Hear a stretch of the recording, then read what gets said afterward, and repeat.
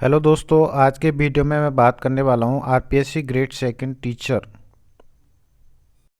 का जो एग्ज़ाम है वो होने जा रहे हैं। वो शुरू होने जा रहे हैं 21 दिसंबर से शुरू होने जा रहे हैं, जिसको ग्रुप 3 में डिवाइड किया गया है।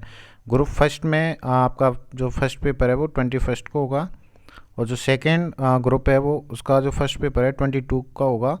और मेनली जो अपन बात करेंगे वो इंग्लिश के जो स्टूडेंट्स हैं उनके लिए विशेष रूप से। तो उनका जो पेपर है वो 23 दिसंबर को है, जिसमें 9 बजे से 11:30 तक वो होगा। तो सबसे पहले ये वीडियो में आगे बढ़ने से पहले मैं आपको आप लोगों से माफ़ी मांगना चाहूँगा कि आपने बहुत सारे मुझको मैसेजेस या जो भी है कमेंट्स वगैरह किए कि मैं लिटरेचर वाला जो पार्ट है उसके विशेष रूप से जो क्वेश्चंस हैं वो करवा दूं, लेकिन वो पॉसिबल नहीं हो पाए किसी भी रीज़न की वजह से। लेकिन इस वीडियो में मैं आपको कुछ बातें बताऊंगा जो पेपर को सॉल्व करने से रिलेटेड हैं। मैंने जो मतलब फेस करी थी जो प्रॉब्लम, वो आप लोग नहीं करें, और उनमें जो सुधार करने के बाद जो बेनिफिट मिले वो मेनली क्या हैं और आपको भी विशेष रूप से फ़ायदा देंगे। तो how to solve question paper आज का अपना टॉपिक ये है। तो इसमें सबसे पहले अपन बात करते हैं पेपर फर्स्ट की। चाहे पेपर फर्स्ट हो चाहे पेपर सेकंड हो, दोनों में मेनली आपको जो मेन बातें हैं वो आपको दोनों पेपर में ही ध्यान रखनी है।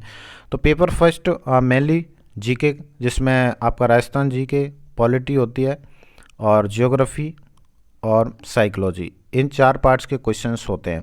तो सबसे पहले आप जो पेपर का पैटर्न है उसके हिसाब से आपको जो शुरुआत वाला जो फेज़ होता है, स्टार्टिंग अपन जैसे ही पेपर की करते हैं, तो सबसे पहले तो आप इंस्ट्रक्शन उसमें दिए होते हैं कुछ, उनको जान लें कि हाँ हमें कौन से सेक्शन में कौन से क्वेश्चंस मिलेंगे। वैसे मेनली रैंडमली होते हैं, जहाँ तक क्वेश्चंस आते हैं वो रैंडमली होते हैं। तो सबसे पहले आपको करना क्या है कि जो क्वेश्चंस हैं उनको बड़े ध्यान से पढ़ना है, क्योंकि हम जल्दबाजी करते हैं। जैसे ही अपन को आसान सा क्वेश्चन दिख जाता है तो उसको बड़ी जल्दबाजी में अपन सॉल्व कर लेते हैं, और वो घर जाते जाते हमारा गलत हो जाता है। तो सबसे पहले आपको क्वेश्चंस को बड़े ढंग से पढ़ना है, और पहला जो आपका राउंड है वो ऐसा होना चाहिए जिसमें जो आते हुए क्वेश्चन है उन्हीं को सॉल्व करें। और उनको सॉल्व करने के बाद आ, आप इजी क्वेश्चंस वाला जो मैटर है वो मैंने आपको बताई दिया कि इजी क्वेश्चंस हैं उनको आप 2 बार पढ़ें। एक बार पढ़ने की बजाय उनको 2 बार देखें, 2 बार देखने के बाद ही उनको अटैम्प्ट करें। ऑप्शंस को बड़े ध्यानपूर्वक पढ़ें, चारों ऑप्शंस को बड़ी क्लियरली पढ़ें और उनको सॉल्व करें। क्योंकि आपका जो सिलेक्शन कराने का मेन दायरा होता है वो इन्हीं इजी क्वेश्चंस की वजह से ही होता है। क्योंकि हम अगर इन क्वेश्चंस में आपने 2 या 3 क्वेश्चंस रॉन्ग कर दिए तो ये आपको बहुत पीछे लेके चले जाएंगे। बात करते हैं अपन हार्ड क्वेश्चंस की। जैसे इंडियन पॉलिटी वाला पार्ट है वो हार्ड रहता है। कुछ ज्योग्राफी के क्वेश्चंस हैं, वर्ल्ड ज्योग्राफी के, वो भी आपको थोड़ा सोचने पर मजबूर कर देते हैं। तो उसमें आपको ध्यान यही रखना है कि अगर आप 2 क्वेश्चंस में कंफ्यूज हो रहे हैं, 2 ऑप्शंस में कंफ्यूज हो रहे हैं, तो आप उस पर रिस्क ले सकते हो। 4 या 5 क्वेश्चंस पे आप रिस्क ले सकते हैं और उनको कर सकते हैं। अगर उसमें से 2 भी आपके सही हो गए तो लगभग आपको थोड़ा बहुत बेनिफिट वहाँ से मिल जाएगा। साइकोलॉजी फैक्चुअल आती है। साइकोलॉजी तो फैक्चुअल तो फैक्ट होते हैं, फैक्ट आप ध्यान रख सकते हैं। अगर वो थोड़ी सी बना के पूछ लेते हैं, क्वेश्चंस का जो क्राइटेरिया है वो बढ़ा के डेप्थ में चली जाती है, तो उसका आप विशेष रूप से ध्यान रखें। और अगर आपको परफेक्टली आंसर लग रहा है तो ही उसको सॉल्व करें, अदरवाइज़ आपको बिल्कुल भी वो सुना हुआ सा नहीं लग रहा तो आप उसको लीव कर सकते हो। बाकी फैक्चुअल क्वेश्चन आते हैं। जहाँ तक ग्रेड सेकंड की बात करें तो अभी तक फैक्चुअल क्वेश्चंस ज़्यादा आए हैं। 4 या 5 क्वेश्चंस ऐसे आते हैं जो डिस्क्रिप्टिव मोड या थोड़े डीप जाते हैं, तो वहाँ आप उनको या तो स्किप कर सकते हो या फिर रिस्क ले सकते हो, आपको 2 क्वेश्चंस 2 ऑप्शन को देखकर। सबसे बड़ी बात होती है ओमार शीट की। ओमार शीट बनने का सबसे जो बेस्ट तरीका यही होता है कि आपने पहला जो राउंड कर लिया, फर्स्ट आपका राउंड कंप्लीट हो जाने के बाद आप उस राउंड के जो राइट आंसर्स हैं उनको उसी टाइम भर लें। फर्स्ट राउंड कंप्लीट करने के बाद उनके आंसर्स को आप ओमार शीट में भर लेना है, भर ही लेना है। अगर आप मेरी मानो तो भर लेना है आपको। और भरने के बाद आप जैसे ही सेकंड राउंड स्टार्ट कर रहे हैं, सेकंड राउंड स्टार्ट करते करते आप जिन जिन क्वेश्चन को सॉल्व करते जा रहे हो उनको तुरंत ही ओमार शीट में आपको भरते हुए जाना है। तुरंत भरते जाओगे तो जैसे जो लास्ट में जैसे ही कम टाइम बचता है तो उस टाइम आपको ज़्यादा हड़बड़ाने की ज़रूरत नहीं पड़ेगी, क्योंकि उस टाइम मैंने देखा है कई स्टूडेंट्स के जो क्वेश्चंस हैं वो रह जाते हैं या फिर जल्दबाजी में वो उनके आंसर हैं वो गलत भर देते हैं। तो ये समस्या जब भी आती है जब आप सारे क्वेश्चंस को लास्ट में भरने के लिए छोड़ देते हो। तो ऐसा आपको बिल्कुल भी नहीं करना है। माइंडसेट क्लियर रखना है, क्योंकि अब समय बिल्कुल भी नहीं है। अपने जो हेल्थ है उसको उस पर विशेष रूप से ध्यान रखना है, क्योंकि एग्ज़ाम से पहले प्रेशर ज़्यादा रहता है माइंड पे। और मैं तो यही कहूँगा 3 या 4 दिन पहले सिर्फ आपको उतना ही पढ़ना चाहिए जितना आपका माइंड बोल रहा है। बिल्कुल भी उसके साथ छेड़खानी नहीं करनी है ज़्यादा, कि नहीं मैं 5 दिन पहले 24 घंटों में से 18 घंटे पढ़ूंगा, ऐसा बिल्कुल भी नहीं करना है। नींद पूरी लेनी है। पूरी लेने के बाद जितना आपका मन कर रहा है उतना ही पढ़ें। रिवाइज ज़्यादा से ज़्यादा करें। नया कुछ भी पढ़ने की कोशिश नहीं करें। जो आपका पिछला है उसको ही रिवाइज करें। रिवाइज करने के बाद थोड़ा बहुत अगर आपको कोई टॉपिक ज़्यादा परेशान कर रहा है तो उसको दोबारा देख सकते हैं। ये पेपर फर्स्ट की बात है। सेकंड में इंग्लिश में विशेष रूप से आपको मोस्टली यही सारी बातें ध्यान रखनी है।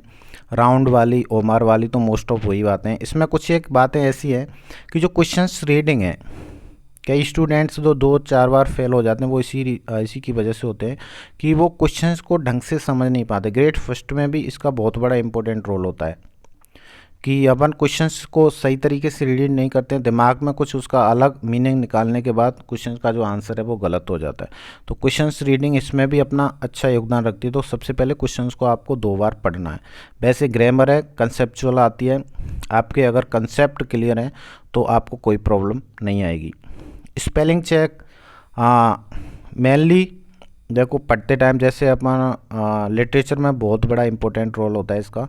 और अगर अपन मेथड्स के क्वेश्चन सॉल्व कर रहे हैं तो स्पेलिंग वगैरह है उसका जो मीनिंग है वो अपन जल्दबाजी में उसका कुछ मीनिंग निकाल के आंसर कुछ और कर देते हैं। तो इसका विशेष रूप से ध्यान रखना है आपको, स्पेलिंग का, मीनिंग का बहुत। ऑप्शंस इंग्लिश में जो सब्जेक्ट है वो मोस्टली सबका स्ट्रांग होता है जो एग्ज़ाम में बैठते हैं, तैयारी करते हैं।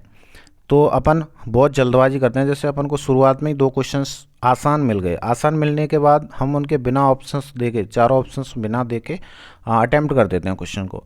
तो फिर वो क्वेश्चन क्या है ना, उस कुछ सरल जो क्वेश्चन होता है उसमें कुछ ना कुछ एक ऐसा डाल के देता है एग्जामिनर कि बच्चा इसको जल्दबाजी में गलत करे।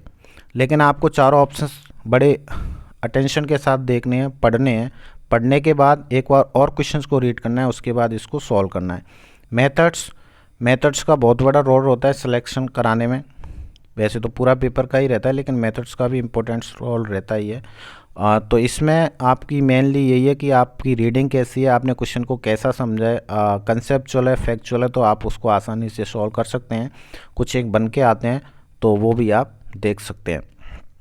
ओमार का वही है, फर्स्ट राउंड क्लियर करने के बाद आपको उसको फिलअप करना है।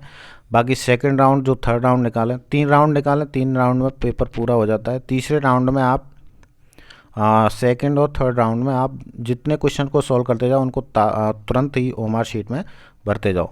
मैं अपना बता देता हूँ, मैंने ग्रेड सेकंड तो 2018 हुई थी, उसमें जो जनरल हुआ था सेकेंडरी डिपार्टमेंट वाला, उसमें भी मैंने 150 क्वेश्चन अटैम्प्ट करे थे, सारे क्वेश्चन अटैम्प्ट किए थे। जो संस्कृत डिपार्टमेंट वाला हुआ था उसमें भी मेरे 150 क्वेश्चन अटैम्प्ट किए थे। मैंने सारे क्वेश्चन अटैम्प्ट किए। ऑलमोस्ट शायद 130 के आसपास मेरे संस्कृत उसमें थे।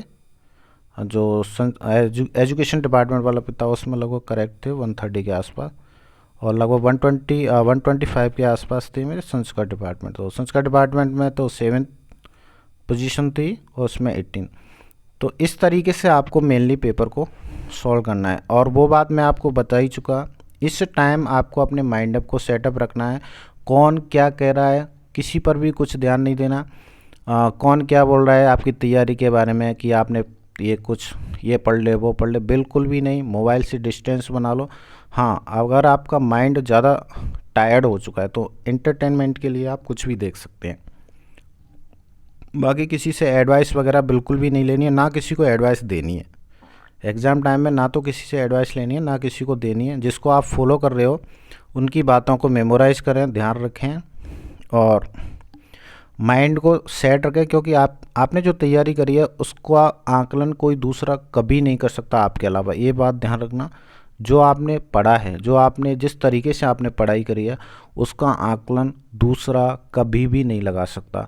तो सबसे पहले तो खुद पे इतना भरोसा बना के रखें कि मैंने जो पढ़ा है उस पूरा पेपर उसी में से ही आएगा, उसी में से ही आता है। लेकिन हम उसको जल्दबाजी में सही तरीके से अटैम्प्ट नहीं कर पाते, एग्जीक्यूट नहीं कर पाते, इस वजह से अपन अनसक्सेसफुल रहते हैं। और भी बहुत सारी परेशानियां रहती हैं, लेकिन आप खुद पे इतना कॉन्फिडेंस बना के रखो कि I will fight and I will crack it. तो इस तरीके से आपको ये सारी जो पेपर हैं, पेपर फर्स्ट और सेकंड को सॉल्व करना है। टाइमिंग फर्स्ट पेपर होता है वो लगभग 2 आवर्स का होता है, पूरा 2 आवर्स का ही होता है। तो थोड़ा सा जो फर्स्ट राउंड है उसको फास्ट रखें, फर्स्ट राउंड को। और जो बिल्कुल आप पे जो क्वेश्चन आ रहे हैं, मतलब लगभग 90% आप श्योर हो उनके बारे में, 95%, तो आप उनको फर्स्ट राउंड में निकाल सकते हैं। बाकी सेकंड और थर्ड राउंड में पेपर ऑलमोस्ट पूरा हो जाता है। तो इस तरीके से आपको राउंड निकालने हैं। इंग्लिश में तो जहाँ तक है जो पेपर का टाइम है कम नहीं पड़ता, लेकिन अगर आप कछुए के मतलब बहुत ज़्यादा स्लो करोगे तो फिर वो टाइम कम पड़ जाता है। तो ये सारी बातें मेनली जो मेरे एक्सपीरियंस पे आधारित है। हालांकि मेरे से बहुत सारे विद्वान साथी हैं जो आपको बहुत अच्छा मार्गदर्शन दे सकते हैं और देते हैं। तो ये सिर्फ मेरा एक्सपीरियंस है जो मैंने आपको बताया है, आप इसको फॉलो कर सकते हैं। ओमार वाला जो है उसको बिल्कुल फॉलो करें, और सारी बताई हुई बातें सभी को फॉलो करें। और मैं आशा करता हूँ कि आप इस पेपर को बड़े अच्छे, जिस तरीके से आपने मेहनत करी है, जिस लगन के साथ आपने मेहनत करी है, उस तरीके से ही आप पेपर को अटैम्प्ट करें और आपका जो रिज़ल्ट है वो फ्रूटफुल रहे, पॉजिटिव रहे, और आप जिस पथ की ओर अग्रसर हैं या जिस मंजिल की ओर अग्रसर हैं आप उसको अचीव करें और अपने घर वालों के साथ, अपने परिवार के साथ और ख़ुद के साथ उसको सेलिब्रेट करें। Thanks for the watching the video. Thank you. मिलते हैं नेक्स्ट वीडियो में जल्दी।